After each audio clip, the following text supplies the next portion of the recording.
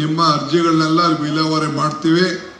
ಆಮೇಲೆ ಅಲ್ಲಿ ಯಾರು ಹೇಳಿದ್ರು PDO ಒಳಗೆ ಹೇಳ್ತಾ ಇದ್ದೀನಿ, ಎಲ್ಲ ಖಾತೆಗಳು ಕರೆಕ್ಟಾಗಿ ಯಾರ ಹತ್ರನೂ ₹1 ಇಸ್ಕೊಳ್ದೆ ಮಾಡಿಕೊಡಬೇಕು.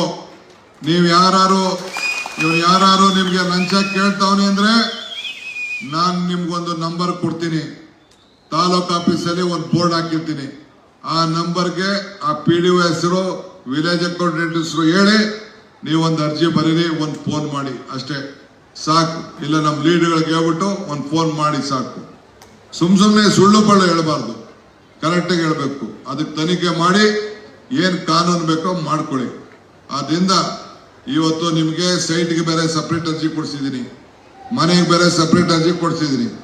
ಬೇರೆ ನಿಮಗೆ ಪೆನ್ಷನ್ನು, ಓಲ್ಡ್ ಏಜ್ ಪೆನ್ಷನ್ನು, ಅಂಗವಿಕಲ ಪೆನ್ಷನ್ನು, ಸಂಧ್ಯಾ ಸುರಕ್ಷೆ, 5 ಗ್ಯಾರಂಟಿ ಖಾತೆ ಹಿಂಗೆಲ್ಲ ಕೂಡ ಬಂದಿದ್ದೀವಿ.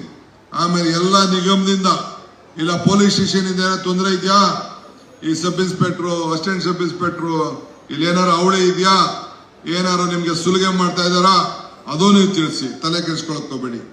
ಶಾಲೆಗಳಲ್ಲಿ ಏನೋ ತೊಂದರೆ ಇದೆ, ಅಂಗನವಾಡಿಗಳಲ್ಲಿ ಏನೋ ತೊಂದರೆ ಇದ್ರೆ, ಯಾವುದೇ ಇಲಾಖೆಗೆ ಸಂಬಂಧಪಟ್ಟಂತೆ ನರೇಗಾ ಯಾವುದೇ ಆಗಲಿ, ಯಾವುದೇ ವಿಚಾರ ಇದ್ರೂ ಕೂಡ ನಾನು ನಿಮ್ಗೋಸ್ಕರ ಸೇವೆ ಮಾಡಬೇಕು, ಆ ಸಮಸ್ಯೆನ ಬಗೆಹರಿಸಬೇಕು ಅಂತೇಳಿ ಇಲ್ಲಿಗೆ ಬಂದಿದ್ದೇವೆ.